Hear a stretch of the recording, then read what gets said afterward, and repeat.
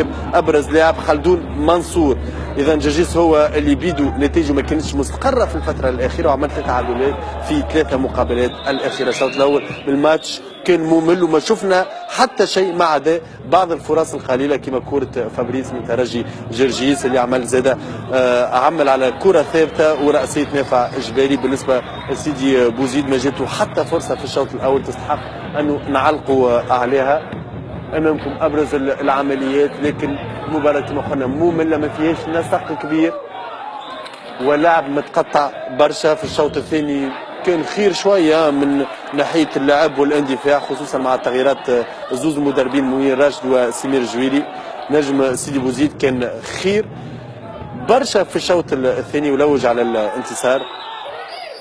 توزيعة خليل الساسي ورأسية نوف اليوسفي يصدرها أشرف كرير، لكن ما فما شيء يذكر مرة أخرى.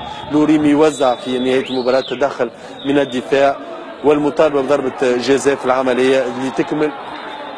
إذا الهدف نلعبه في الدقيقة 90 مخالفة للضيوف. حمدي المسلمي يوزع والدفاع الكل يخرج بطريقة غريبة. عبد القادر الضوي كسر التسلل ويماركي البونتو الأول، وفرحة كبيرة من جماهير سيدي بوزيد. إذا المقابلة ما فاتش 90 زائد 4. كرة من الدفاع تخرج طويلة، محمد أمير رمزي الكرة يعمل 30 متر ويسجل الهدف الثاني.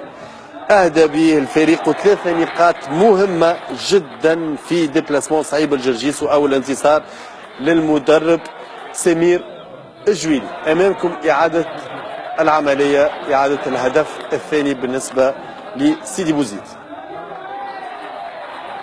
تنسى مباراة الترجي، تنسيت الأحداث اللي صارت في المباراة الكل، تنسيت التصريحات الكل. والله عندهم الحق، هما كفريق يلزمهم ينسوا كل شيء ويركزوا